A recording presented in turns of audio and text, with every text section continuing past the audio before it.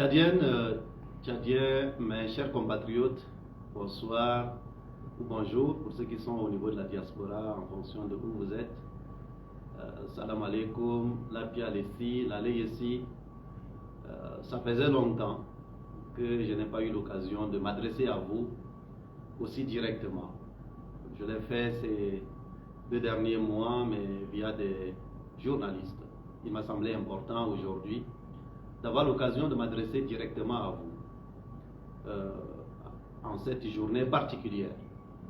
Et en choisissant de m'adresser aujourd'hui à vous en cette journée dite journée mondiale dédiée à Nelson Mandela, un Africain, un des plus braves, un Africain, un des plus vertueux, un Africain, un des plus inspirants, sans doute pour de nombreuses générations. Un des rares Africains sans doute à avoir ainsi une journée mondiale consacrée à lui.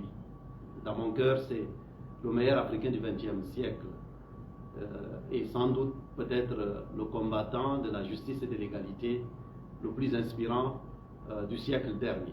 Et donc, avoir l'honneur de s'adresser à vous aujourd'hui autour de ce que j'appelle les fondations d'un Tchad qui deviendra un toit arc-en-ciel, une nation vivable pour chaque Tchadien et chaque Tchadienne. C'est une manière de rappeler notamment aux nouvelles générations que en notre sein, en notre fort intérieur, sur le continent, dans notre pays, le Tchad, sur le continent africain, nous pouvons avoir les meilleurs d'entre nous qui peuvent inspirer le monde. Et donc nous ne devons pas laisser la tentation de l'impossible devenir notre accompagnement permanent. Nous devons apprendre, comme il l'a appris, Nelson Mandela, que cela peut sembler toujours impossible jusqu'à ce que ça soit fait. S'il y a un homme qui a appris au monde qu'on pouvait réduire les champs de l'impossibilité, qu'on pouvait transformer l'impossible en possible, eh bien c'est bien Nelson Mandela. Et donc, je voudrais avoir l'occasion de souhaiter à chacun et chacune des combattants et combattantes de la justice, de l'égalité, de la diversité, des opportunités pour tous, ce qu'il appelait une nation arc-en-ciel. Pour vous qui vous battez ici au Tchad, pour vous qui vous battez sur le continent africain, trouvez à travers ma modeste voix l'expression de la voix de tous ceux qui veulent dire que l'impossible ne doit pas faire partie de leur vocabulaire et qui veulent faire en sorte de changer leur société, faire en sorte de changer les systèmes, faire en sorte de combattre les systèmes d'inégalité, d'injustice, pour les remplacer par des systèmes d'opportunité, d'égalité, de justice pour chacun et chacune des habitants d'une nation. C'est pour cela qu'il m'a semblé important donc d'avoir l'occasion aujourd'hui de m'adresser à vous. Dans une causerie dont nous allons sans doute avoir un peu des récurrences à l'avenir pour avoir l'occasion ainsi de nous parler pour consolider nos acquis et pour continuer la longue lutte, la longue marche qui permettra en tout cas à notre pays de devenir un pays vivable pour chaque Tchadien et chaque Tchadienne. Vous avez des questions qui restent en suspens, vous avez des points d'actualité sur lesquels vous avez envie d'entendre ceux des vôtres dont je fais partie pour vous dire ce qu'ils en pensent.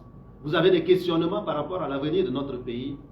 Ces genres de rendez-vous et d'occasions seront des rendez-vous qui vont nous permettre, j'espère, de pouvoir, dans un format relax, de pouvoir échanger entre nous et de parler de l'avenir de notre pays. Alors, je voudrais prendre déjà 1 minute de votre temps pour féliciter les nouvelles générations. Ces dernières semaines, des jeunes Tchadiens et jeunes Tchadiennes nous ont fait beaucoup de fierté. Vous avez entendu avec retentissement un prénom, Casimir, et ces derniers jours, vous entendez avec retentissement des prénoms de jeunes filles, Ashta par-ci, Khadija par-là, qui s'appellent Casimir, qui s'appellent Ashta, qui s'appellent Khadija, qui ont été formés dans des temples artistiques, sportifs, comme Casimir l'a été, qui ont été formés dans des écoles qui se nomment Ibnou Mahajir, ou qui se nomment Notre-Dame, qu'ils aient été formés à Sacré-Cœur ou à Ibn Sina, au collège Charles Lwanga ou ailleurs, des jeunes Tchadiens et jeunes Tchadiennes, dont je viens de citer les prénoms, vous ont d'abord et avant tout inspiré par leur excellence. Je voudrais avoir l'occasion ici de les féliciter. De les féliciter d'avoir porté haut le flambeau de l'excellence sportive, de l'excellence académique. Et tout ça pour dire que dans un environnement où on a parfois voulu laisser entendre que le talent n'existait pas, que la compétence n'existait pas, et que finalement le talent dépendait de comment vous vous habillez, de comment vous priez, de quelle école vous fréquentez, de quel environnement vous fréquentez, de comment vous vous appelez, eh bien, la diversité de noms que je viens d'évoquer, que ce soit des jeunes garçons ou des jeunes filles, que ce soit des musulmans formés dans des écoles catholiques associées, ou des non-croyants formés dans des écoles à connotation, je dirais, religieuse à la base, eh bien, ils ont démontré que le talent n'est pas quelque chose qui est réservé à une ethnie. Le talent n'est pas une chose qui est réservée à un clan. La compétence n'est pas quelque chose qui est réservé à une religion, à une région. Et donc, la notion d'arc-en-ciel, de compétence arc-en-ciel, je crois que les jeunes Tchadiens dont je viens de citer les noms, nous en ont fait la démonstration. Et en faisant la démonstration de cela, dans le domaine académique, dans le domaine de l'intelligence, dans le domaine de la connaissance, ils ont aussi voulu sans doute nous rappeler ce que Nelson Mandela nous a appris aussi quelque part, que finalement l'éducation, l'instruction, la formation, c'est l'arme la plus puissante qu'on puisse donner à une génération, si on veut que cette génération soit capable de transformer le monde, d'inventer les solutions du monde qui vient.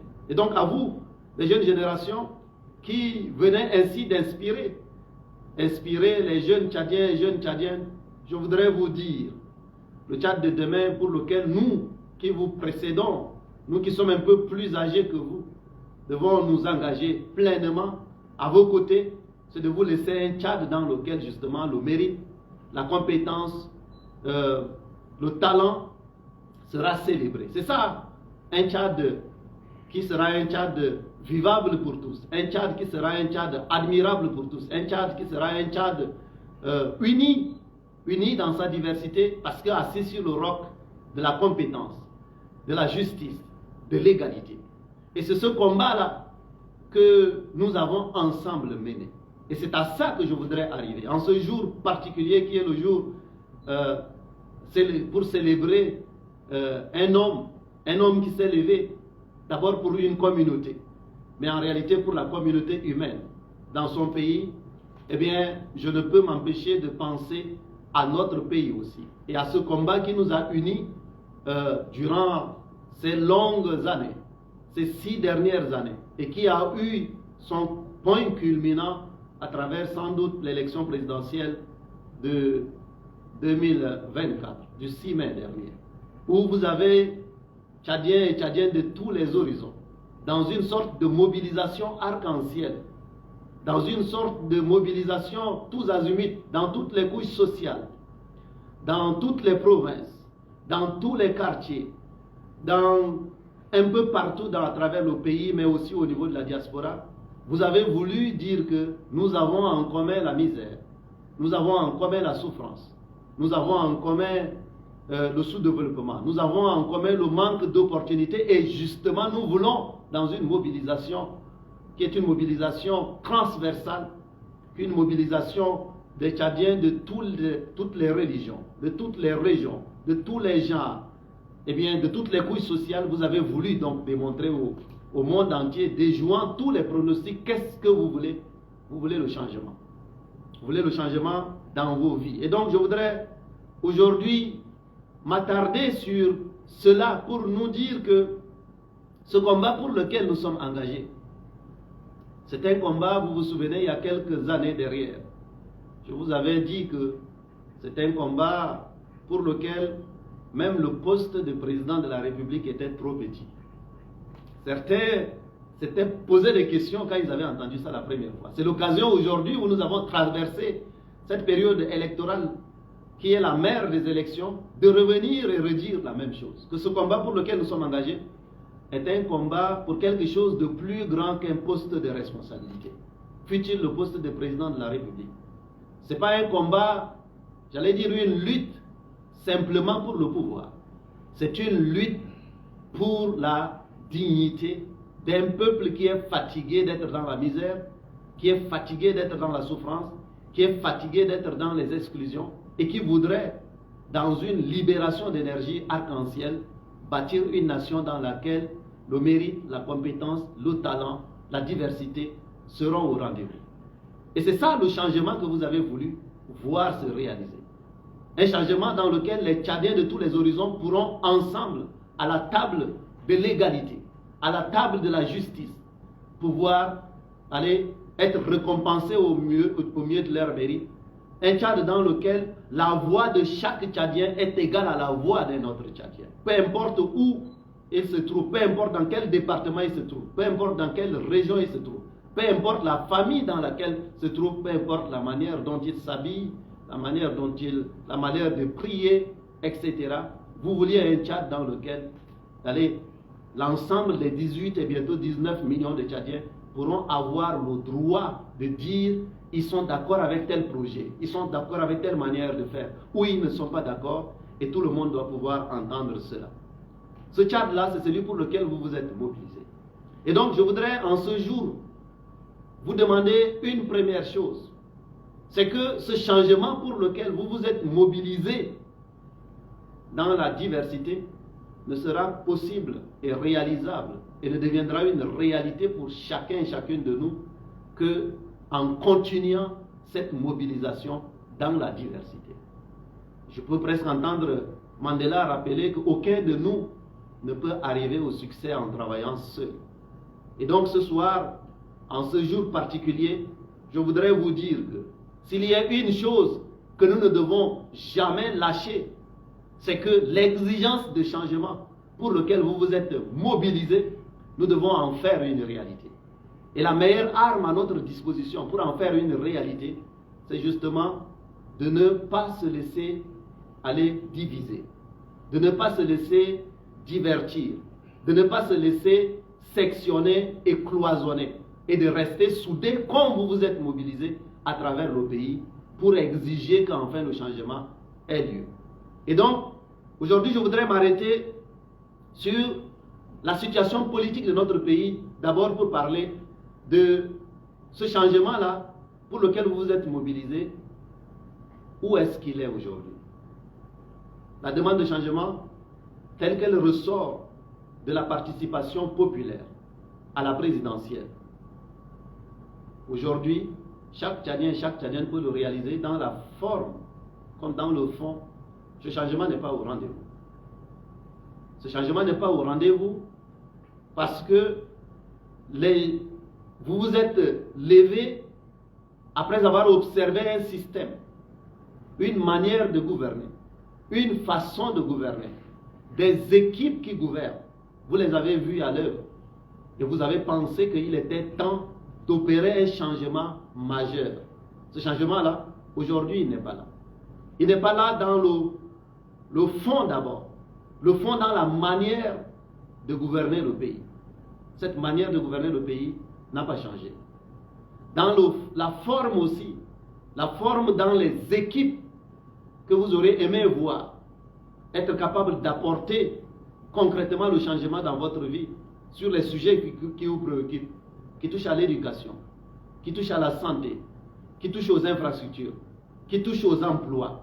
Sur l'ensemble de ces sujets-là, vous avez plutôt été laissé sur votre soif en tant que Tchadien et Tchadienne.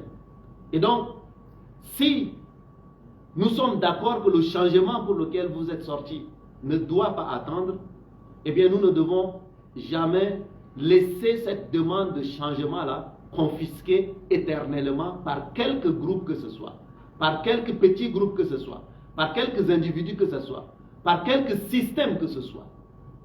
Et donc, c'est à nous tous, en tant que citoyens et citoyennes, dans la diversité de nos engagements, mais aussi dans la complémentarité de nos engagements.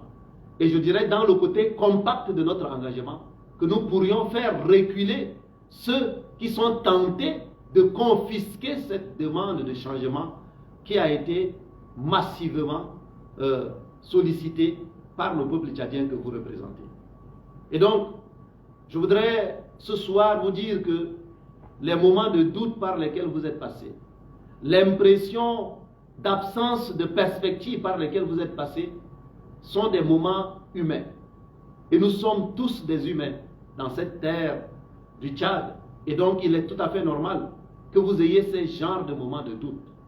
Mais je voudrais aussi vous dire, justement, et le jour est le mieux indiqué aujourd'hui, ce jour qui célèbre Nelson Mandela, pour rappeler que chaque fois qu'on a dit que c'était impossible et que les peuples se sont mis debout, ils ont transformé l'impossible en possible. Et donc, je voudrais vous exhorter à puiser au fond de vous-même l'énergie qui permettra que face à une adversité qui peut vous donner l'impression que tout semble obscurci, que les espoirs nés ont l'impression d'être rabotés, c'est justement pendant ces moments-là que vous devez aller puiser au fond de vous pour que nous ne lâchions pas prise sur cette demande de changement. Cette demande de changement, elle est plus forte qu'un poste de responsabilité. Elle est plus forte qu'un titre. Elle est plus forte qu'une fonction. Fonction de président, fonction de ministre, fonction de premier ministre ou de que sais-je encore. Ce sont des outils qui doivent permettre en réalité d'accomplir ce changement. Et donc, la chose la plus importante pour vous, le peuple tchadien, c'est que l'exigence de changement pour lequel vous êtes sortis et sur lequel finalement tout le monde est d'accord que les Tchadiens sont sortis non pas pour choisir une vieille manière de gouverner, faite d'injustice, d'exclusion, d'inégalité, de division du pays. Ils sont sortis pour choisir un projet de changement qui doit permettre, en tout cas, d'apporter des solutions dans la vie des Tchadiens sur la base de la justice et de l'égalité. Et donc, nous devons faire en sorte que cette demande forte-là devienne une réalité. Et ça, c'est un engagement de tous les jours. Et si vous voyez qu'ailleurs, dans des pays comme l'Afrique du Sud à l'époque, où ils devaient faire face aussi à des systèmes parfois brutaux, parfois, je dirais, accompagnés par le monde entier, parfois bénéficiant des clémences diplomatiques, parfois bénéficiant même des soutiens des grandes chancelleries, etc. Ces systèmes-là, qui étaient pourtant minoritaires dans le cœur du peuple, ont, grâce à cela, dominé les peuples pendant très très longtemps. Mais la demande de justice, la demande d'égalité, la demande d'opportunité et l'engagement pour venir à bout de ces systèmes-là, même si ça a pris du temps, eh bien, c'est en y croyant de façon ferme qu'ils ont fini par venir à bout de ces systèmes-là. Et donc, la bonne nouvelle pour nous tous, c'est que les Tchadiens ont démontré aux yeux du monde que dans la diversité et dans l'unité, ils sont capables de vouloir autre chose que le Tchad dans lequel ils ont été laissés embourber depuis des décennies. Et ça, c'est un socle et c'est une fondation à partir de laquelle nous serons capables d'effectuer le saut final et le saut décisif de demain. Et donc je voudrais vous demander de garder cela précieusement comme un soubassement, comme une colonne vertébrale de cette lutte qui est une lutte pas seulement de pouvoir, mais qui est une lutte d'abord de libération pas d'une partie du peuple, mais de tout le peuple.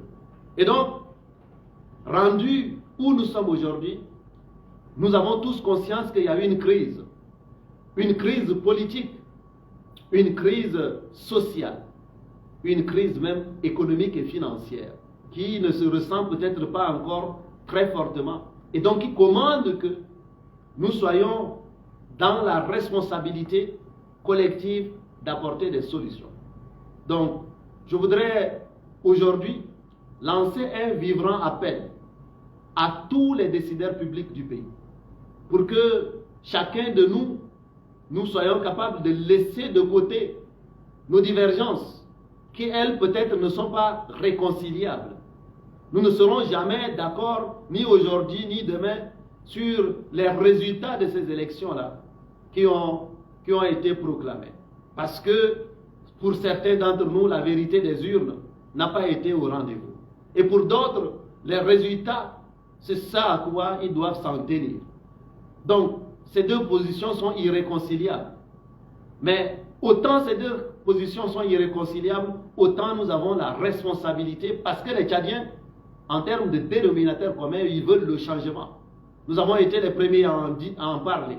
Et nous avons constaté que par la suite, tout le monde nous a rejoints sur le fait que les Tchadiens, en sortant massivement, ont voulu choisir le changement. Et s'ils veulent le changement, ça voudrait dire que les équipes doivent changer, la méthode de gouverner doit changer, la manière de gouverner doit changer, l'approche de gouvernance doit changer. Et ceci n'est possible que à condition que nous soyons capables de nous asseoir tous autour d'une table de ce que j'appelle l'urgence d'une solution arc-en-ciel qui apportera des solutions concrètes pour rendre la demande de changement une réalité. Et ça, chacun de nous doit apprendre, au-delà de nos divergences, dans ce qui vient de se passer avec l'élection présidentielle, apprendre à ce que nous nous asseyons autour de la table. Et comme je peux aussi là-dessus entendre Nelson Mandela, c'est en travaillant avec les adversaires qu'on peut trouver un consensus. C'est en travaillant même avec les ennemis qu'on peut trouver un consensus. Et dans un pays, il ne devrait pas avoir des ennemis. Les divergences politiques, ce n'est pas être des ennemis. Mais nous devons être capables, tout en gardant nos divergences et nos points de vue différents, nos appréciations différentes, de trouver ensemble un consensus autour de ce qui, pour le peuple tchadien, est plus important que tout. Ce n'est pas le titre de qui a plus de titres, qui a plus de galons, qui a plus d'armes, qui a plus, je dirais, de sirènes. Ce n'est pas ça qui importe finalement au peuple tchadien. Ce qui importe au peuple tchadien, c'est notre capacité collective, malgré nos divergences, malgré nos différentes façons de voir le monde, de voir la vie, de dire, pendant ce moment, qui est un moment crucial pour le pays, qu'est-ce qui est plus important pour le peuple tchadien. Et donc, d'être capable de trouver un consensus autour de ce que nous devons mettre autour de la table pour permettre que la demande forte de changement du peuple ne soit pas quelque part déçue à la fin. Et donc cet appel-là, c'est un appel à ce que j'appelle donc l'urgence d'une solution arc-en-ciel qui apportera des solutions politiques, économiques, sociales pour permettre que la demande de changement, non pas pour demain, mais pour aujourd'hui, qui ne peut plus attendre, qui a mobilisé et qui a motivé le peuple tchadien, du nord au sud, de l'est à l'ouest, les jeunes les plus âgés, les jeunes hommes, les jeunes femmes, les Tchadiens de l'intérieur ici, les Tchadiens de la diaspora, ceux des milieux urbains comme des milieux ruraux, dans tout le Tchad, il y a une forte demande de changement et nous devons répondre à cela. Et mon intime conviction, et les Tchadiens, vous l'avez remarqué, c'est que cette manière de faire que nous avons vue, cette approche de gouvernance que nous avons vue, ces mêmes équipes que nous avons vues, ce n'est pas avec ça que nous allons apporter ces solutions. Et donc, chacun de nous doit, dans ce moment-là crucial, pouvoir, je dirais un peu, s'élever et célébrer ce qu'il y a de meilleur pour le peuple tchadien, en faisant en sorte qu'aucune intelligence ne manque autour de la table, qu'aucune concession utile ne manque autour de la table. C'est cette condition-là qui permettra que la demande de changement forte du peuple devienne réalité. Et pour vous, peuple tchadien, en vous rappelant que c'est en ayant une approche de mobilisation dans la diversité que nous avons rendu cette demande de changement forte pour le pays et déjouant tous les pronostics. Et donc, dans la même manière, pour la suite des combats devant nous, nous devons préserver cela. J'en appelle donc à ce que dans chacun des combats que nous allons mener, que nous ne puissions jamais nous laisser diviser et distraire. Et je voudrais m'attarder ici, avant de répondre à une question concernant les autres échéances électorales, les autres batailles électorales devant nous, je voudrais m'attarder sur des attitudes que vous allez observer ici et là, qui nécessitent que nous ne nous trompions pas de combat et qui doivent être changées. La première des choses, je voudrais m'attarder sur, il y a quelque chose qui ressemble clairement à une tentative de division du peuple tchadien, à travers le découpage administratif et le nombre de départements qui est en train d'être gonflé dans certaines parties du pays et diminué dans d'autres parties du pays. Nous devons mettre fin à cela. Et nous devons faire en sorte que la juste représentation devienne une réalité dans notre pays. Si on veut faire un découpage électoral qui permettra que chaque département du pays ait droit à un député minimum, la justice voudrait que une règle de 3 qui permettra que la représentation soit en fonction du nombre de la population de chaque département, que cette règle de 3 parte du plus petit département qui a un député prévu, pour que ce plus petit département-là, disons par exemple, le plus petit département du Tchad qui a droit à un député, c'est 30 000 habitants. Alors, chaque 30 000 habitants, nous ajoutons un député additionnel. Si on fait ça, ça permettra donc d'être juste. Et ça évitera de donner l'impression que certaines provinces du pays ou certaines parties du Tchad qui ont moins de population se voient attribuer un nombre gonflé, par exemple, de députés. Ceci instaurera dans le cœur des Tchadiens et des Tchadiens une sorte un peu d'injustice qui ne dit pas son nom.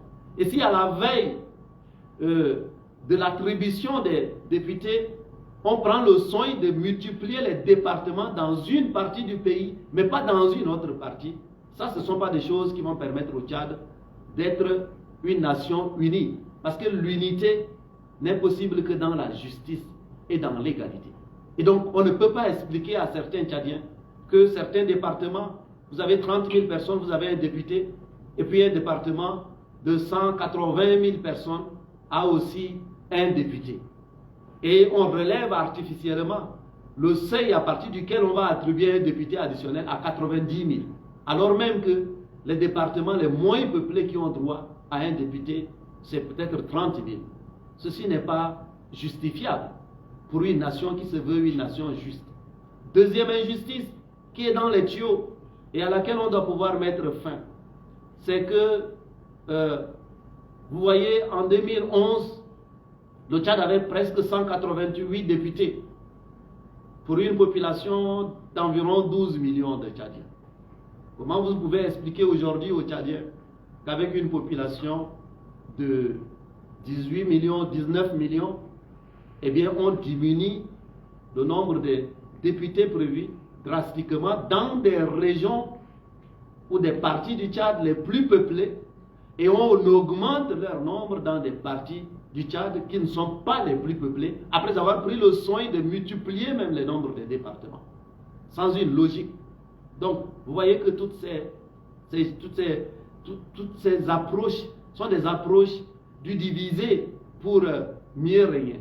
Des approches, je dirais, d'injustice, et qui peuvent vous amener à tomber dans le piège de penser que si vous en bénéficiez dans votre région, entre guillemets, ou dans une province, alors ce serait juste. Non, nous devons être capables de dire que si la population de N'Djamena représente 15% de la population tchadienne, eh bien, elle aura droit à 15% des députés. Si la population du Wadaï représente 6% de la population tchadienne, eh bien, le Wadaï a droit à 6% des députés. Et que, du côté, par exemple, des sénateurs, nous puissions partir de l'idée qu'il faut partir d'un regroupement de provinces pour permettre que la territorialité soit à l'ordre du jour, ça se comprendrait. Mais ce qui concerne les députés, ça ne peut être que la juste proportion en fonction du nombre de la population de chaque province. Parce qu'un député, fut-il dans le Wadaï, doit défendre tout le Tchad. Donc il ne faut pas donner l'illusion de grossir le nombre de députés dans certaines parties du pays et d'en diminuer dans d'autres parties du pays. Ça fait partie des injustices que nous devons veiller à ne pas voir prospérer si nous voulons jeter les fondations d'un Tchad qui sera un Tchad juste pour chaque Tchadien et chaque Tchadien.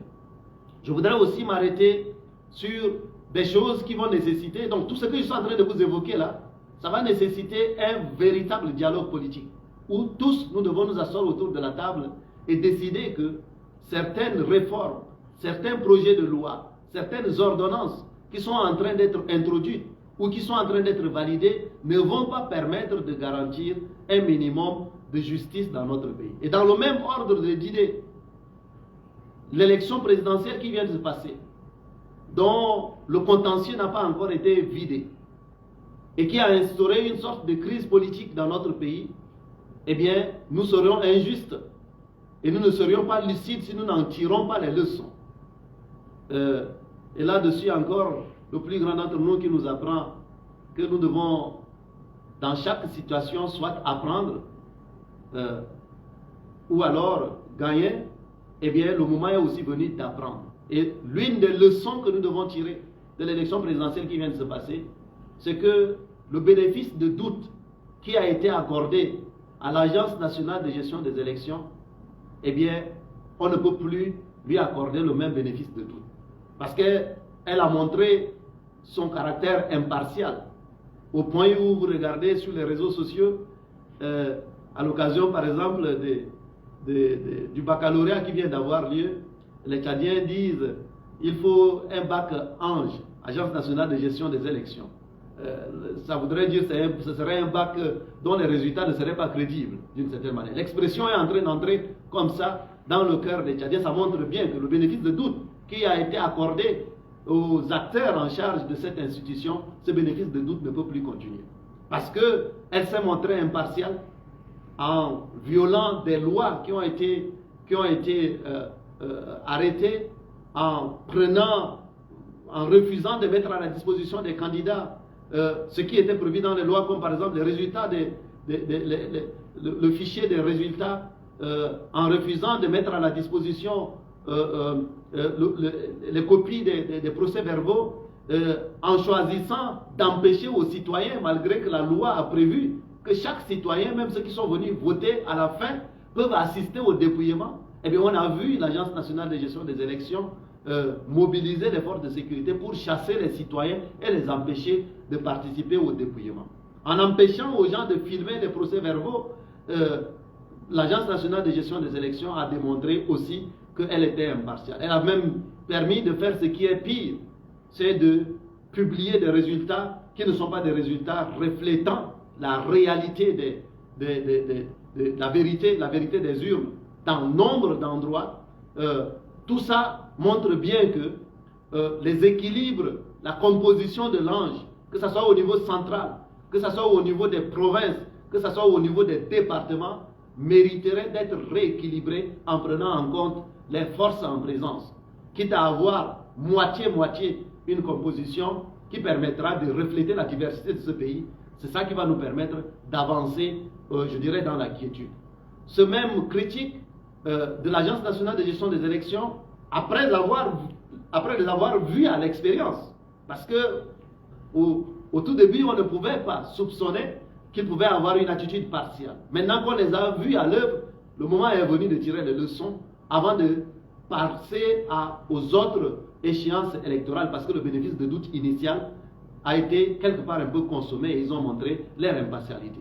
Cette même démarche doit être faite aussi au niveau de la composition du juge électoral qui se trouve être le Conseil constitutionnel. Et donc nous devons aussi tirer les leçons là-dessus, de manière à ce que la recomposition du Conseil constitutionnel, la recomposition de l'Agence nationale de gestion des élections, au niveau central comme au niveau des démembrements à l'échelle du pays, soit quelque chose sur lequel un consensus politique mériterait d'être trouvé pour permettre de parler des autres élections prévues à l'avenir. Et dans le même ordre d'idées, nous devons globalement revoir les lois œuvres humaines dont on a crédité d'une certaine, je dirais un peu, composition des dispositions qui auraient pu permettre, je dirais, d'avoir une élection efficace. Eh bien, on se rend compte a posteriori que ceci a montré ses limites. Et donc, il faut rouvrir le code électoral, rouvrir les autres lois, de manière à ce que, dans une intelligence collective, qu'on puisse s'asseoir et revoir l'ensemble des dispositions qui n'ont pas été très claires, qui n'ont pas été très précises, qui n'ont pas été très exhaustives, de manière à les alimenter pour permettre, en tout cas, qu'on ne retombe pas dans les mêmes erreurs et les mêmes manquements qui ont entaché, je dirais, la confiance dans l'élection présidentielle qui a eu lieu. Ceci doit être fait avant le déroulement des élections locales, des élections sénatoriales, des élections législatives, des élections communales et des élections aussi des gouverneurs qui en principe sont aussi prévus. Et donc, tous ces éléments-là, me semble-t-il, sont des éléments d'une obligation de dialogue qui va permettre de reposer les conditions d'un minimum de confiance dans le processus. Et je voudrais bien voulu d'abord parler de ces éléments-là, qui sont des éléments qui concernent l'ensemble des Tchadiens, avant de m'attarder sur des questions qui me reviennent souvent et que notamment nos soutiens et nos militants vous posez. Vu la manière dont l'élection présidentielle s'est passée, beaucoup de gens parmi vous se demandent et me demandent, est-ce que cela vaut encore la peine d'aller aux élections législatives, sénatoriales et locales? C'est une question très très légitime. Très très légitime, d'autant que pendant cette élection présidentielle qui s'est passée, vous avez vu, les Tchadiens et les Tchadiens, vous n'êtes pas étrangers à votre pays. Vous avez vu que certains de nos compatriotes, en nombre limité, mais disposant quand même d'un pouvoir de nuisance important, vous ont rappelé que le pouvoir au Tchad, certains l'ont dit même, ils l'ont pris avec les armes, ils l'ont pris avec le sang. Et donc, il ne peut pas imaginer qu'un simple papier posé dans une urne peut permettre à quelqu'un de diriger le Tchad. Et certains parmi eux, c'est en tenue militaire, habillés. Certains sont même des officiers de notre armée, à visage découvert, avec des vidéos qui sont disponibles, que vous qui nous suivez en ligne ici, vous pouvez même reposter. Ils l'ont dit, Bukumana Tchadda, Shilnabe Dam, Shilnabe Djou, Machilnabe Katkatsaki. Et donc, ces genres d'expressions venant d'une petite minorité de Tchadiens, ayant un pouvoir de nuisance qui existe encore, n'ayant pas une adhésion totale à la démocratie, ils vous ajouteront Malamana Beshuana Shabana Tchad, qu'ils s'en foutent du choix du peuple tchadien. Et donc, ceci vous amène à vous poser la question. Si un jour viendra où ceux-là pourront accepter que le choix du peuple, c'est ça qui doit s'imposer à chaque Tchadien et chaque Tchadien. Pas le vol de la voix du peuple. Pas l'organisation méthodique de remplissage des urnes, de changement des résultats, de confiscation des fichiers de résultats, de confiscation des procès-verbaux. Ce n'est pas ça qui doit s'imposer aux Tchadiens, mais plutôt le choix du peuple tchadien qui doit s'imposer. Que fait-on si une partie des Tchadiens pense que s'ils sont armés, ils ont le droit de gouverner le Tchad une génération, deux générations, trois générations, quatre générations? Et les autres, même s'ils sont plus nombreux à vouloir un autre système de gouvernance, doivent se résigner à accepter que le jour de proclamation des résultats, les plus armés sortent les armes, publient des résultats qui sont des faux résultats et protègent ces résultats-là grâce à des armes qu'ils ont achetées pour terroriser les gens. Qu'est-ce qu'on fait face à une situation pareille? Ces questions-là, vous avez raison de vous les poser. En choisissant d'aller à l'élection présidentielle, nous n'étions pas naïfs. Nous ne nous ne perdions pas de vue qu'il peut exister un nombre quand même de Tchadiens pour qui la démocratie, ce n'est pas la tasse de thé. Pour qui le choix du peuple, ce n'est pas important. Pour qui le peuple ne donne pas le pouvoir. Mais c'est eux qui disent, ils prennent le pouvoir. Et par les moyens qu'ils ont, qui peuvent être la violence, les armes. Chez le Naoukou, l'expression même en dit long. Ce n'est pas le peuple qui donne le pouvoir, mais c'est on a pris le pouvoir. Et on a pris le pouvoir par les armes. On a pris le pouvoir par le sang. On a pris le pouvoir par la faim. Et donc, ce n'est que par ces mêmes moyens-là que vous qui voulez exercer le pouvoir, fut-il pour le peuple, vous devez passer par cela. Je suis en train de vous dire que la vaste majorité des Tchadiens n'est pas sur cette ligne-là. Mais cette vaste majorité des Tchadiens peut faire face à quelques individus qui, comme dans le système d'apartheid en Afrique du Sud, ils étaient minoritaires, mais ils avaient des armes de destruction. Et ils ont utilisé ces armes de destruction-là pour tenter d'étouffer ce peuple majoritaire, pour tenter d'étouffer l'espérance et la demande majoritaire dans la diversité la plus totale, l'arc-en-ciel. Et qui ont voulu étouffer les Mandela et les Olivier Tambo, etc. Tous ceux-là qui étaient plus nombreux, mais pendant des décennies, ils avaient donné l'impression en Afrique du Sud que le régime qui existait là-bas, qui était un régime brutal, qui était un régime militarisé, avait donné l'impression que ceux qui étaient en train de se battre pour la justice et l'égalité, la diversité, qui sont les ciments d'une vraie unité, que ceux-là ne seraient pas majoritaires.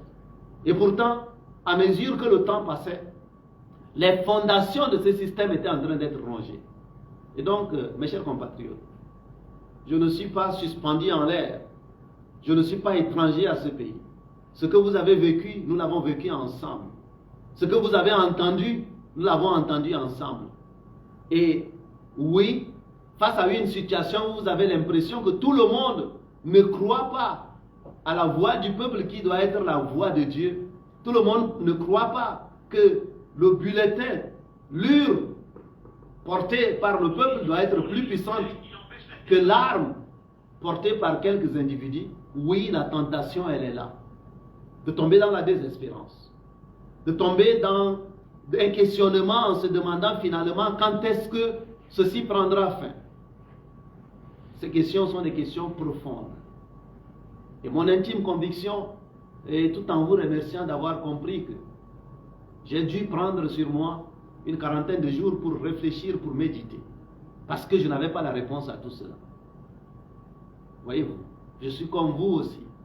Qu'il y a des moments où, comme devant la mer Rouge, on se questionne. On se dit, mais qu'est-ce qui va se passer si finalement une partie des Tchadiens pense que si vous voulez exercer le pouvoir suprême dans ce pays, il faut que ça soit par les armes, par la brutalité, par la violence. Quitte à ce que cette brutalité et cette violence viennent habiller un résultat électoral maquillé. Cette question-là, je me la suis aussi posée. Et ce que nous avons vu sur le terrain, doublé de ce qui s'est passé les décennies passées, je vous avais rappelé ces maquillages de résultats qui avaient eu lieu par le passé, les 30 dernières années. Comment les gens pouvaient changer les résultats des élections. On demandait à l'ancien président, il faut passer quand même au deuxième tour, il faut modifier le pourcentage comme ça, etc. Et on bourre les urnes. Et puis au niveau international, vous voyez, comme en Afrique du Sud, les chancelleries félicitaient. Et ils disaient, oui, bravo pour les résultats, bravo pour l'élection gagnée, alors même que derrière, ils ont maquillé les résultats, ils ont truqué les résultats, ils ont bourré les urnes, ils ont modifié les ordres, etc. Cette sorte un peu de banquet du mensonge diplomatique et démocratique avait aussi existé dans des pays comme l'Afrique du Sud. Quand les Nelson Mandela se battaient, pas pour un camp, pas pour une communauté, mais pour l'ensemble du peuple, sur la base de la diversité, de la justice et de l'égalité. Pour que blancs et noirs, là-bas, mais pour que ici au Tchad, chrétiens et musulmans, jeunes et vieux, riches et pauvres, hommes et femmes, pour qu'ensemble, dans la justice et dans l'égalité, pour que civils et militaires, nous ayons les mêmes droits et les mêmes devoirs. Eh bien, lorsque vous faites face à la brutalité, face à un système qui est organisé pour confisquer la demande de changement du peuple, pour confisquer la demande d'égalité, pour confisquer la demande d'opportunité pour tous, vous pouvez tomber dans le piège de penser que ceci est impossible. Eh bien justement, en ce jour du 18 juillet 2024, je voudrais emprunter la voie de Mandela aujourd'hui pour vous dire que cela semble toujours impossible jusqu'à ce que ça soit fait. Nous sommes ensemble en train de ronger les fondations de ce vieux Tchad. Ce Tchad-là, qui pense que c'est le plus armé, le plus violent, le plus brutal qui doit diriger, ce Tchad-là prendra fin.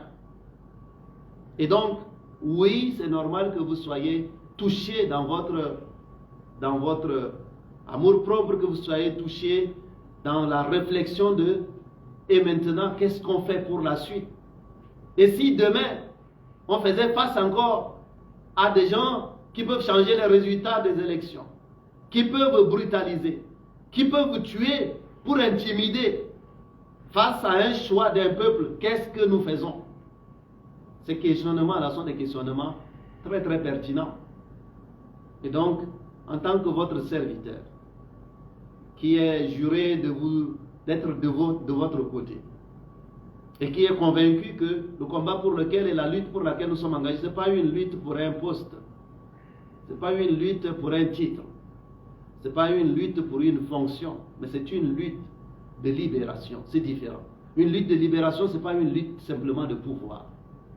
Parce que si c'est une lutte seulement de pouvoir, alors vous êtes prêt à faire toutes les combines possibles uniquement pour avoir un bout de pouvoir. Mais si c'est une lutte de libération, pour permettre à un Tchad de justice et d'égalité, un Tchad arc-en-ciel, vivable pour tous, où nous aurons le plaisir de vivre ensemble, puisse devenir un Tchad réel, alors à ce moment-là, oui, il y a un prix à payer. Et oui, il y a des vallées par lesquelles nous devons passer. Oui, il y a des moments où vous pouvez avoir l'impression que le monde entier est contre vous, contre la lutte que vous êtes en train de mener, ou le monde entier est indifférent à votre lutte. Vous savez, quand on a mis Mandela en prison pendant 3 décennies, on dirait que le monde était arrêté aux portes des prisons de Robben Island. On l'a même oublié là-bas. 3 décennies, vous vous imaginez? Les mêmes qui l'ont livré, parce qu'ils disaient hier que sa lutte-là ne devait pas prospérer dans une Afrique du Sud qui avait ses lois d'injustice, d'apartheid, de domination d'un petit groupe qui était violent, surarmé et qui bénéficiait, je dirais, du soutien diplomatique dans le monde entier. Eh bien, ils envoyaient les félicitations à ces régimes d'apartheid à l'époque aussi.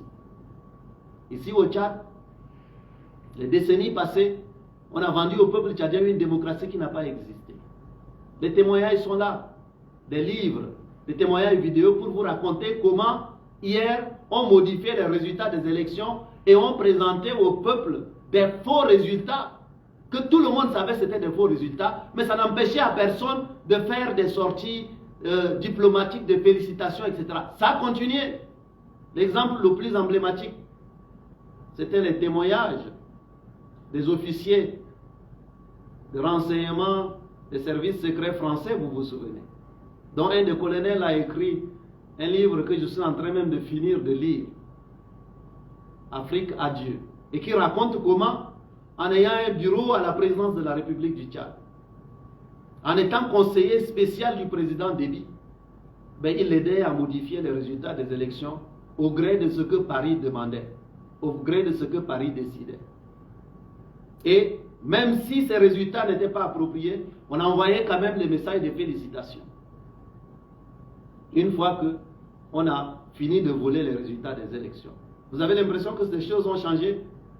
Donc oui, par moments, vous pouvez avoir l'impression que le monde vous tourne le dos, que la souffrance du peuple ne les intéresse pas, que le choix du peuple ne les intéresse pas. Et on vous expliquera même qu'il n'y a que ça comme chemin possible, mais pas un autre. Alors, nous ne sommes pas naïfs, mes chers compatriotes.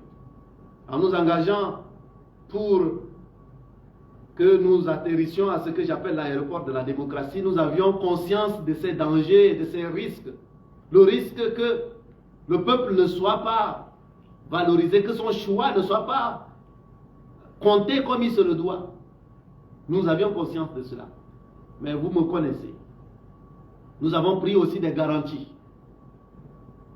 Un nombre de garanties minimales sans lesquelles nous n'aurions jamais accepté l'accord de réconciliation.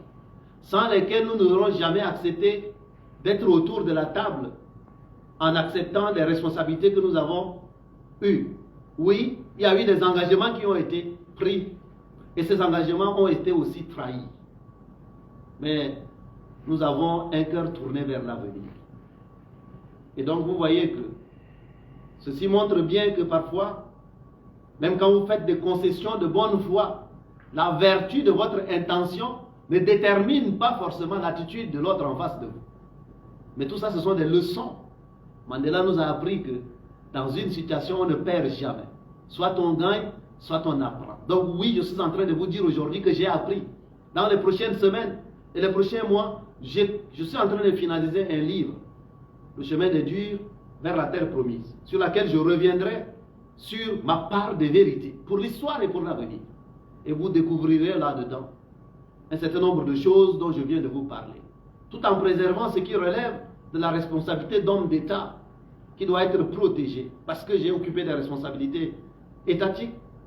Tout en préservant cela, vous aurez l'essentiel, y compris des garanties qui ont été prises, qui ont justifié que nous, qui avions accepté d'être autour de la table, alors même qu'on disait qu'on ne voulait jamais faire des concessions, nous avons accepté de faire des concessions à la condition que seule la vérité du choix du peuple soit garantie. Mais jamais aller cautionner quelque chose qui sera la dénaturation, j'allais dire, du choix et de la volonté du peuple. Et c'est sur cela que nous avons des divergences. Et j'ai dit que ces divergences sont irréconciliables. Mais malgré le fait que ces divergences soient irréconciliables, ça ne nous empêche pas de faire un constat commun. Le dénominateur commun, c'est que les Tchadiens veulent le changement. Et donc ça, on ne peut pas le maquiller. Et puisque les Tchadiens veulent le changement, on peut être autour de la même table, ne pas être la même chose. Et on n'est pas obligé de capituler pour concevoir des solutions qui doivent permettre au Tchad d'avancer et aux Tchadiens d'avoir le changement dans leur vie. C'est à cela que nous appelons.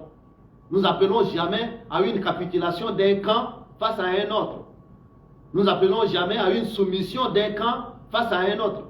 Nous n'appelons jamais à une renonciation des positions divergentes, mais nous devrions, malgré ces divergences-là, partir de l'idée que les Tchadiens veulent le changement et ces changements doivent devenir de réalité. Et donc, oui, mes chers compatriotes, tout ça pour dire quoi? Que vous avez raison de vous poser des questions. Est-ce que vos appels au changement, de manière pacifique, de manière responsable, de manière démocratique, dans la diversité, du nord au sud, de l'est à l'ouest, en passant par le centre et la diaspora, est-ce que ces appels-là sont entendus par vos dirigeants au niveau local? Est-ce que ces appels-là sont entendus par les partenaires du Tchad?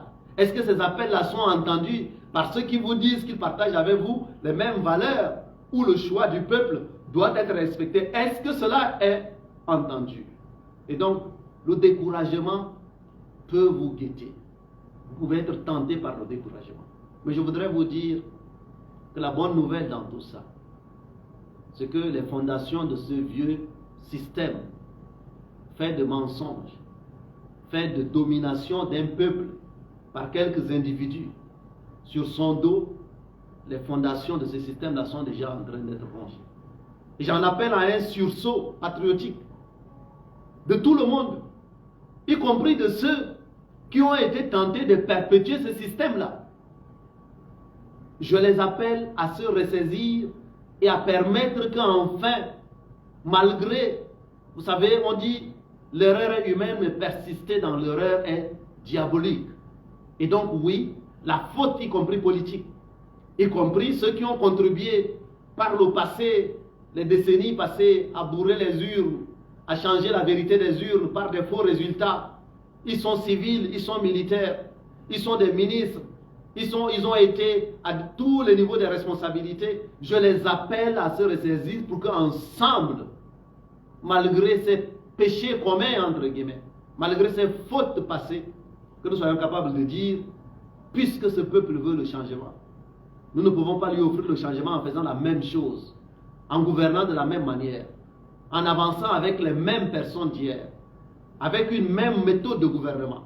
Qu'est-ce que nous pouvons faire ensemble en mettant tous les Tchadiens autour de la table pour permettre que cette demande de changement-là, pour les 5 prochaines années qui sont là devant nous, quelles sont les solutions et les méthodes nouvelles que nous devons mettre sur la table pour permettre que cela devienne une réalité. Ça, c'est une responsabilité collective que nous devons être capables d'embrasser et sans orgueil, sans ego, sans volonté, je dirais, de domination, d'écrasement des uns par les autres et de dire c'est quoi l'essentiel, c'est quoi le dénominateur commun. Le dénominateur commun, c'est que les Tchadiens veulent le changement. Ça, c'est mon appel. Un appel que je relance ici, aussi pour dire aux Tchadiens, aux Tchadiennes que c'est ça la chose sans doute la plus importante pour vous. Et donc, pendant ces questionnements que vous avez, je voudrais vous dire, vous me connaissez et vous avez appris à me faire confiance. Et c'est mon plus grand trésor. Dans tout ce parcours, vous m'avez observé. Et vous savez que vous avez été la boussole permanente. Parce que si l'intention et la volonté étaient de faire des deals derrière votre dos, nous n'aurions pas eu l'attitude que nous avions eue. Et vous saviez que autour d'une table, dans une salle, dans une tribune, on a parfois été combattus à tous les endroits où nous nous sommes retrouvés. Et donc, être autour de la même table ne veut pas dire qu'on est pareil. Et donc, ceci doit continuer à nous guider. Donc, j'ai besoin de vous, de votre force, pour que nous continuions à croire que la fin du vieux système n'est pas loin. Que les fondations du vieux système ont déjà commencé à être rongées grâce à vous, grâce à votre engagement, grâce à votre détermination, grâce à votre éveil de conscience. Et la première des transformations, c'est dans la tête. Ce n'est pas pour rien que Mandela parlait de l'arme la plus puissante pour transformer le monde. C'est ce qui se passe dans la tête d'un peuple. Et ce qui se passe dans votre tête aujourd'hui, c'est qu'on ne peut plus vous tromper. C'est que vous êtes lucide. Et vous pouvez faire la différence entre ceux qui veulent vraiment le bien pour le pays et ceux qui ne veulent pas le bien pour le pays. Et donc, je voudrais vous dire, ce n'est pas une faiblesse d'avoir ces questionnements. C'est même rassurant que vous vous posiez ce genre de questions. Parce que si vous étiez engagé comme dans un jeu, comme dans de l'amusement, eh bien, évidemment, cela ne peut pas vous toucher autant. Il y a des gens qui ont eu AVC. Il y a des gens qui ont perdu la vie. Il y a des gens qui sont devenus presque fous. Il y en a qui ont dit, ben, plus jamais ils ne vont déterrer leurs rêves. Ils avaient enterré leurs rêves et ils ont ressorti ça pour nettoyer. Et ils ont espéré un Tchad réconcilié où la voix du peuple est acceptée par tous. Et un Tchad qui permet de jeter les fondations de quelque chose de différent dans la forme, dans le fond, afin que dans l'essence et dans la substance, on puisse avoir des résultats qui vont changer la vie des Tchadiens et des Tchadiennes. Vous avez l'impression que cette demande de changement, elle est confisquée. Il n'est pas encore tard que cela puisse changer. Nous avons eu l'attitude que nous avons eue aussi parce que c'était une manière de démontrer la véracité de ce que j'ai dit au début de cet échange, que notre lutte, ce n'est pas une lutte de pouvoir, c'est une lutte de libération. C'est une lutte pour la justice et l'égalité. Ce n'est pas une lutte pour un titre ou une fonction. C'est pour cela que nous avons privilégié, malgré les divergences, de retrouver dans ces divergences, c'est quoi le dénominateur commun. Et le dénominateur commun, c'est vous qui nous l'avez donné. C'est que vous voulez le changement, maintenant. Dans le fond et dans la forme. Et donc cette bataille-là, pour ce changement-là, c'est ça qui doit continuer à nous engager. Et vous qui vous posez des questions, vous me soutiens, vous qui êtes engagés à nos côtés, depuis le début de cette lutte, souvenez-vous, si nous avions eu la tentation du découragement, lorsqu'on nous a dit pendant 4 ans que nous ne devions pas exister comme parti politique, nous aurions pu abandonner, n'est-ce pas? Pourquoi nous nous sommes battus à exister comme mouvement, comme parti, avec une identité différente, alors même qu'il y a déjà des centaines de partis qui existent?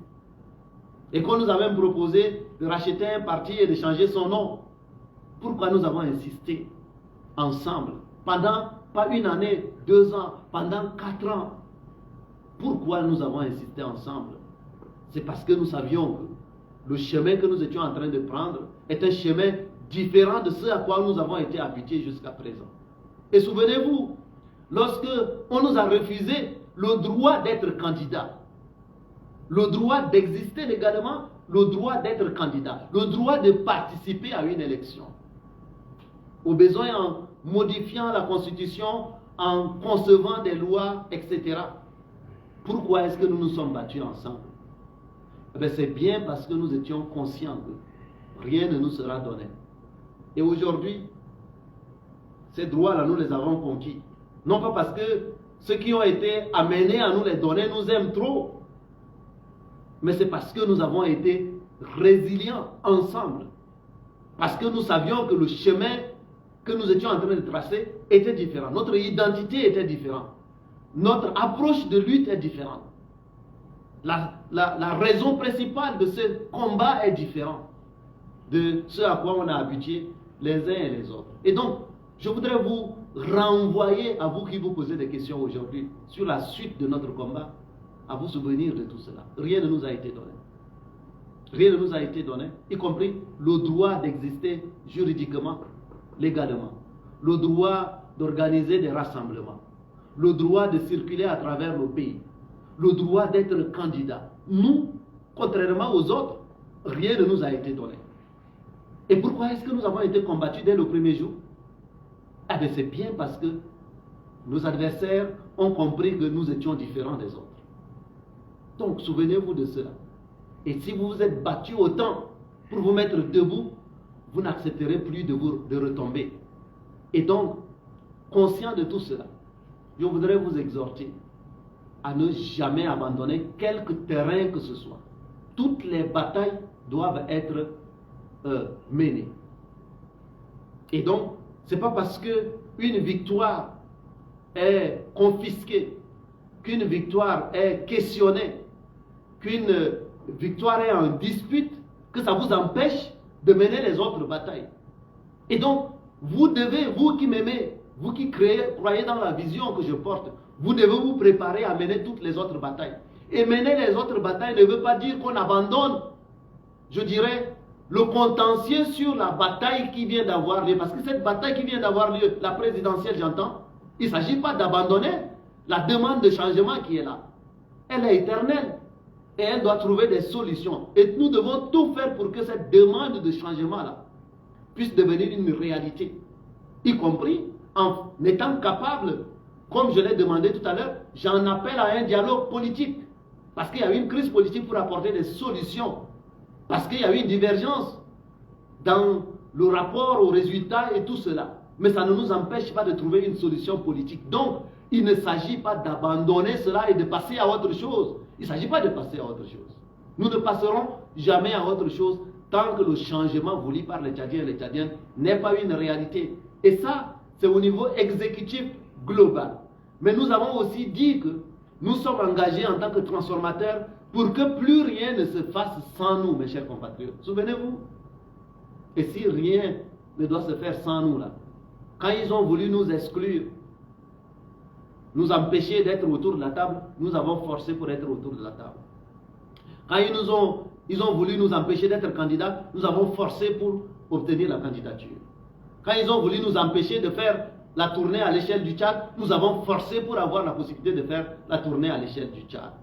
Quand ils ont voulu, au tout début, nous empêcher d'exister légalement, nous avons forcé durant des années pour que finalement, ils décident de dire, vous aviez raison, vous pouvez exister et vous avez le droit d'exercer. Voyez-vous. Et donc, de la même manière, vous avez votre intime conviction sur ce qui s'est passé avec cette présidentielle. Et le monde entier a son intime conviction. Mais je peux aussi vous dire que les fondations du vieux système sont en train d'être rongées. Et donc, la fin du vieux système, qui ne veut pas respecter le choix des peuples, etc., arrive. Mais la meilleure manière de consolider tout cela, c'est justement de refuser de laisser un terrain vide. Aucun terrain ne doit être laissé vide. Donc, que ce soit les législatives, que ce soit les sénatoriales, que ce soit les communales, que ce soit au niveau de l'élection des gouverneurs, etc., ce que je suis en train de vous dire, mes chers compatriotes, c'est que nous devons tout faire pour créer les meilleures conditions pour ces nouvelles batailles. Et parce qu'on est démocrate, eh bien, au sein des transformateurs, je voudrais vous dire qu'une convention nationale des transformateurs va avoir lieu. Et vous allez vous-même décider. Décider de quand est-ce que, de comment est-ce que vous envisagez et est-ce que vous voulez je dirais, participer à ces batailles qui sont là devant nous. Et sous quelles conditions vous voulez y participer. Ça, ce sera votre choix. Mais moi, je vous livre mon intime conviction. C'est que nous devons rester cohérents avec notre engagement qui est de dire que nous sommes là pour que plus rien ne se fasse sans nous. Et donc, vous devez vous préparer à tout cela, à toutes les batailles. Il n'y a pas de petites batailles. Parce que c'est la somme des batailles qui fait une guerre gagnante. Voyez-vous. Et donc, une bataille nouvelle est une nouvelle bataille. Il faut approcher chaque bataille en tirant les leçons des batailles antérieures ou des autres batailles qui ont été livrées. Mais c'est l'agrégation de toutes les batailles qui fait une guerre gagnante. On peut gagner 9 batailles sur 10. Mais si on s'était déjà couché après une première bataille contestée ou une première victoire confisquée, eh bien on n'aurait pas eu la chance de livrer et de gagner les autres batailles. Et il faut partir, affronter les autres batailles en ayant à l'idée qu'on a en face des gens qui ont peut-être, qui a volé plus, peut voler moins. Vous devez vous souvenir de cela. Qui a truqué plus un résultat peut truquer moins. Et donc, qu'est-ce qu'on doit faire pour faire face à tout cela? Ce sont des choses que nous devons être capables de développer en parallèle. Donc, c'est une lutte dans laquelle nous sommes engagés et chaque mètre carré a été un mètre carré gagné. Ça n'a pas été donné nulle part. Rien n'a été donné. Et donc, rien ne sera donné demain. Mais est-ce que ça voudrait dire que, parce que nous n'avons pas tout obtenu aujourd'hui, ça voudrait dire que nous ne sommes pas en train de gagner? Ce n'est pas cela. Et donc, les fondations du vieux système sont en train d'être rongées grâce à vous, le peuple. Et donc, je voudrais vous exhorter, vous tous qui croyez dans la vision que nous portons, qui est une vision de courage, d'engagement et d'endurance. Voyez-vous. Et ça ne peut être possible que si nous avons la détermination. La détermination, pour vous qui m'avez souvent suivi, c'est l'étape D, des ABCD, d'un véritable changement et d'une véritable transformation d'une société.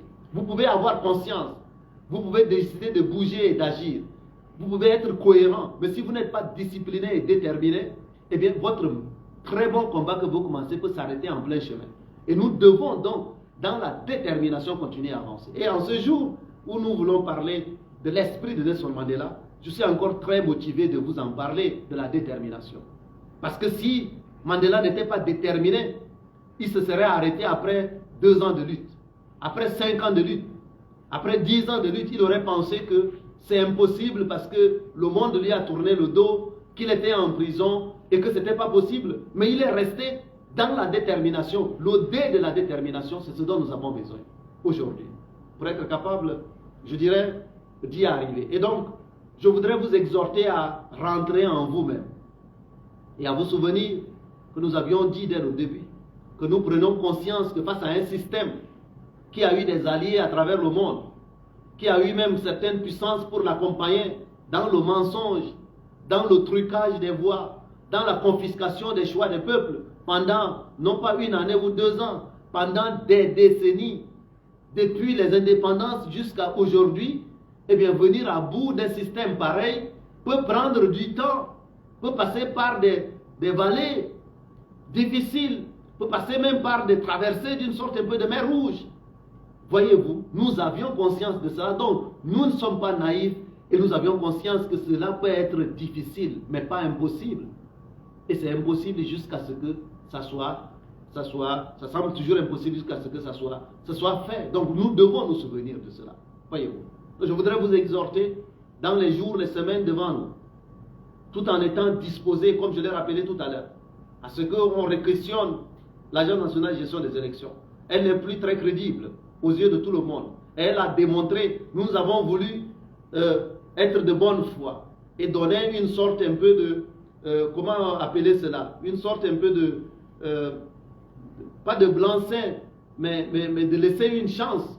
Et cette chance, a posteriori, nous sommes capables aujourd'hui d'analyser et de dire, voilà, initialement on avait pensé qu'ils étaient de bonne foi, et voici ce qu'ils ont été capables de démontrer. Donc, sinon ça aurait été une sorte un peu de procès d'intention. Aujourd'hui, on ne peut pas nous reprocher d'avoir un procès d'intention, parce qu'il y a une expérience qui nous démontre qu'il y a des changements qui doivent être opérés. Et si, en face, un minimum de bonne foi est sur la table, on est capable, de recomposer l'Agence nationale de gestion des élections, de recomposer le Conseil constitutionnel, 3, de revoir les lois, et 4, d'organiser des nouvelles batailles qui seront des batailles sur lesquelles les Tchadiens de tous les horizons pourront enfin avoir de la crédibilité, en tout cas avoir confiance aux résultats qui en ressortiront. Mais là, ça va commencer d'abord même dans le découpage, hein, voyez-vous, parce que si en amont déjà le découpage est biaisé, tout le reste va être biaisé. C'est pour cela que je vous dis donc qu'au niveau des transformateurs, il y aura une convention qui déterminera, qui vous permettra de pouvoir dire si vous décidez, nous décidions ensemble pour que ceux qui veulent contribuer en tout cas à livrer ces batailles-là puissent être au rendez-vous. Je vous livre mon intime conviction, mais c'est à vous de pouvoir décider. Et je suis convaincu que c'est en abandonnant aucun terrain qu'on peut permettre donc à ce que la somme des batailles que nous livrons ensemble puisse nous permettre demain de gagner la guerre. Ce n'est pas la guerre d'un camp contre un autre, mais c'est la guerre de la justice face à l'injustice, de l'égalité face aux inégalités, de l'exclusion face à une nation qui doit être une nation arc-en-ciel, du mérite et de la diversité face au népotisme, à la corruption et aux nominations claniques et tout ce qui va avec. Donc vous voyez bien que cette guerre-là, c'est une guerre de plusieurs batailles et nous avons le devoir de gagner l'ensemble de ces batailles en étant lucides, en tirant les leçons de ce qui s'est passé. Et donc, je voudrais vous exhorter, à ne pas abandonner la bataille que vous venez de livrer. Et dans la gestion de ces conséquences, vous ne pouvez pas passer à autre chose. Parce que tant que le changement pour lequel les Tchadiens sont sortis n'est pas au rendez-vous, on ne peut pas tourner la page. Mais si d'autres batailles s'ouvrent et que votre voix manque, votre absence est constatée, vous laissez le terrain libre au recul possible.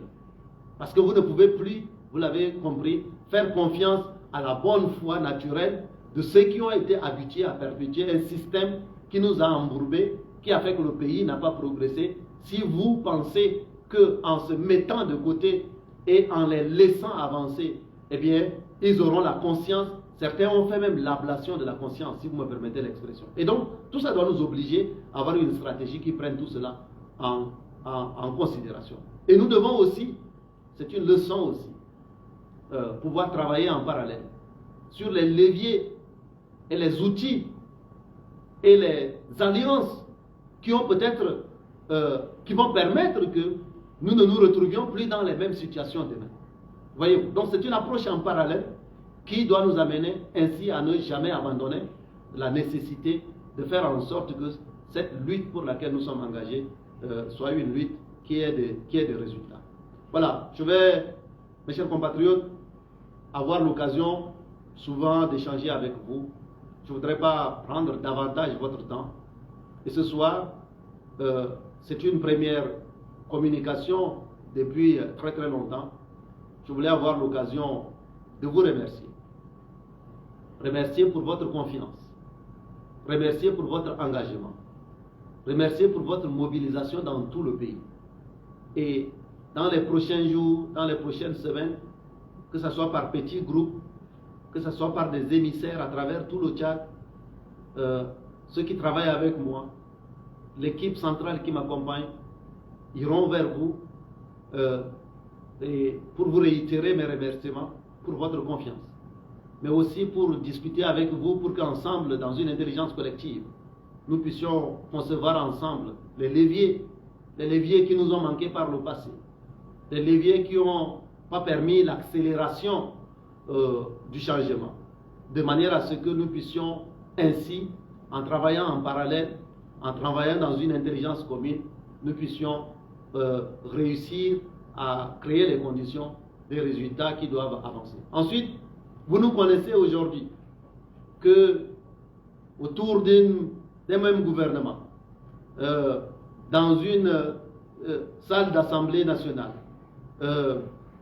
dans une compétition présidentielle, dans nos prises de parole, vous savez faire la différence entre ce que nous sommes et peut-être ceux qui nous combattent. Mais le plus important, c'est finalement de faire avancer nos idées, de faire avancer vos idées, vos demandes de changement, vos demandes de justice, vos demandes d'égalité. C'est ça qui, moi, chaque jour me préoccupe. Et si vous êtes sur cette ligne-là, sachez que vous avez un allié irréductible. Comme cela a été hier, ça l'est aujourd'hui et ça le sera demain. Et donc, je voudrais vous dire que nous devons continuer à avancer et à ne pas tomber, je dirais, un peu dans la résignation. Et Nelson Mandela, qui aimait beaucoup la boxe, vous savez, sur un ring, si vous baissez la garde, vous êtes mis, je dirais, complètement, vous serez mis hors champ de bataille. Ce n'était pas pour rien, peut-être qu'il aimait aussi, je dirais, la boxe. Et donc, aujourd'hui, la journée est consacrée à lui rendre hommage. Je me permets en tout cas de faire souvent allusion à un certain nombre de choses qui nous laissent comme, je dirais, un peu un héritage et comme des repères que nous devons souvent utiliser lorsque nous arrivons à une situation où nous avons l'impression que nous manquons d'arguments. Et donc, je voudrais vraiment vous exhorter à garder la foi et l'espérance et à continuer à avancer. Nous sommes des hommes et des femmes de dialogue. Donc, nous allons continuer à dialoguer. Et je l'ai dit en reconnaissant que oui, nous avons des divergences, mais oui, il y a un dénominateur commun, c'est que les Tchadiens veulent le changement. Et si les Tchadiens veulent le changement, ça ne peut pas être un changement de quelques-uns contre d'autres. Ça va être un changement de tous avec tous. Et donc, sur cet ordre-là des choses, nous sommes prêts comme nous l'avons toujours été. Pour que si l'enjeu, c'est réellement d'apporter des changements pour notre pays, pour répondre à la crise politique, répondre à la crise économique et à la crise sociale, pour apporter des solutions aux Tchadiens, eh bien, nous sommes prêts pour discuter, dialoguer, faire les concessions nécessaires pour pouvoir avancer. Jamais capituler, mais toujours avancer et travailler, y compris avec les adversaires, travailler, y compris avec ceux qui peuvent être considérés comme des ennemis. Peut-être certains pays se considèrent aujourd'hui comme les ennemis de notre pays. Nous devons être capables de travailler avec tous ceux qui, avec tous en tout cas, pour faire avancer l'agenda qui est l'agenda du peuple.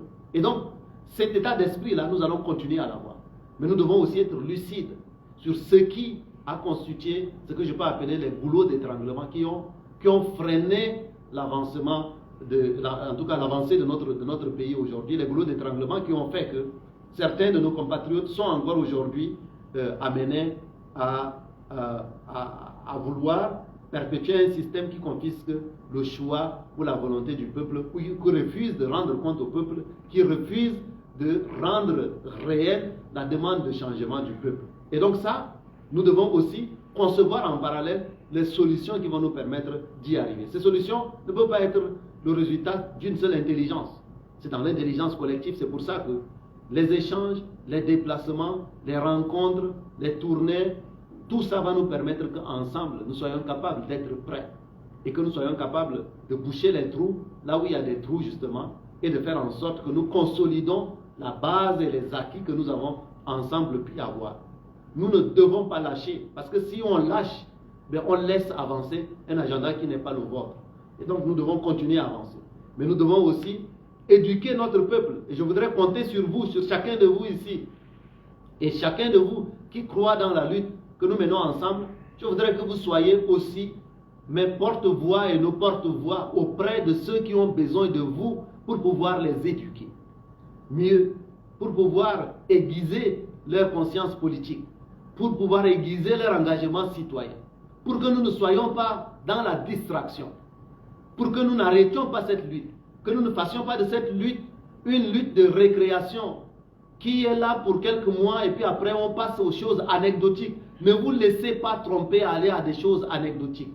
Ne laissez pas ce que je peux dire le business as usual, les choses reprendre leur cours normal sans continuer dans la détermination à faire bouger les lignes. Et donc ça, il me semble que c'est important et c'est vous qui allez être un peu les relayeurs de cette dynamique-là. Donc je voudrais que dans vos quartiers, dans vos églises, dans vos mosquées, dans la société, à travers vos différents réseaux, vos différents canaux, vos zones d'influence, que vous puissiez en être les ambassadeurs pour dire que rien n'est perdu, rien ne doit être abandonné et aucun mètre carré gagné ne doit être abandonné.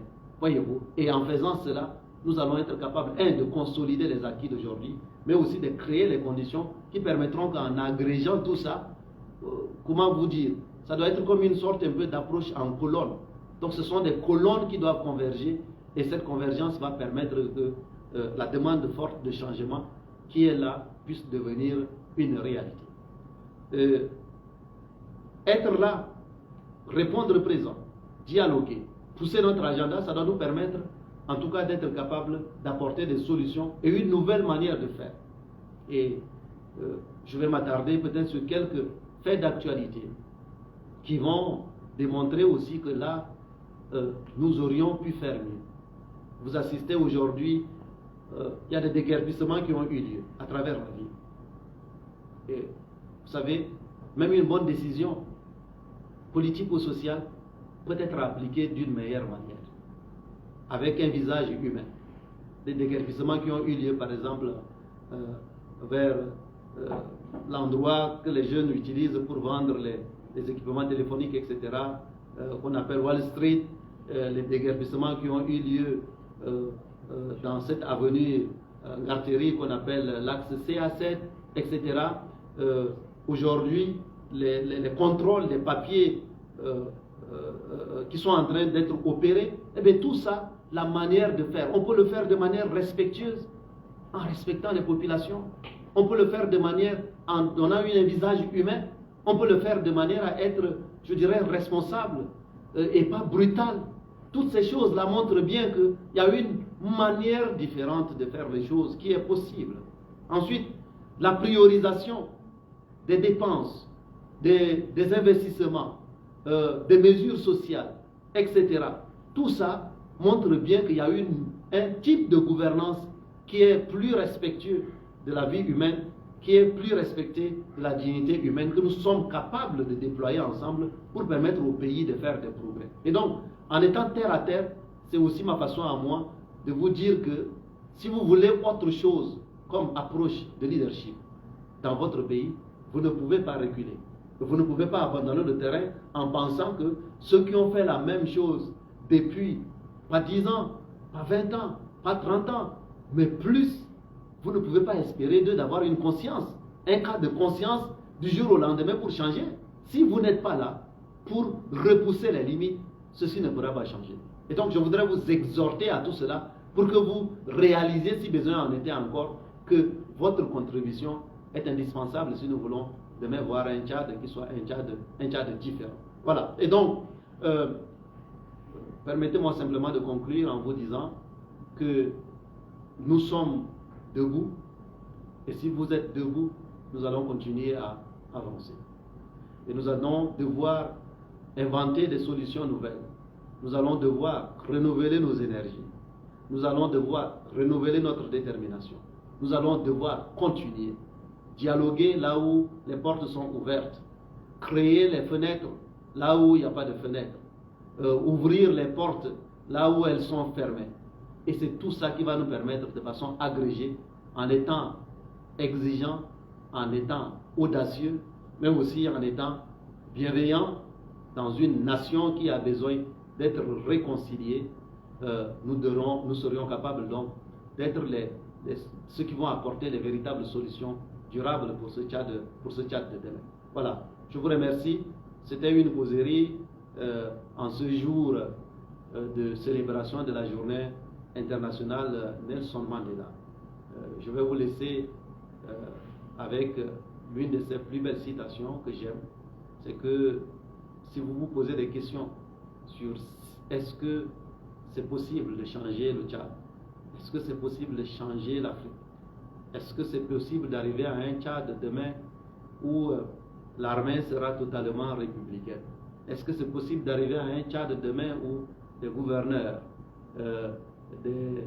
des officiers, des dirigeants ne vont pas changer les choix des populations et seront des serviteurs de ces populations et leur rendront compte et les traiteront de façon humaine. Un Tchad dans lequel, que vous vous appeliez Ashtaou, Khadijaou, Casimir, eh bien, vous avez droit à la même protection, à la même félicitation si vous êtes méritant, aux mêmes opportunités, peu importe votre manière de prier, peu importe votre manière de vous habiller, peu importe votre patronyme.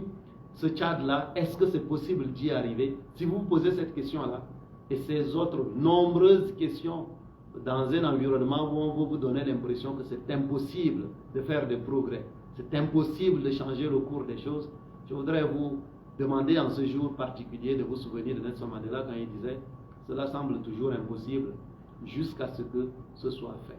Si nous avons ça à cœur, si nous avons ça comme maxime, croyez-moi, nous allons continuer à repousser les limites de l'impossible.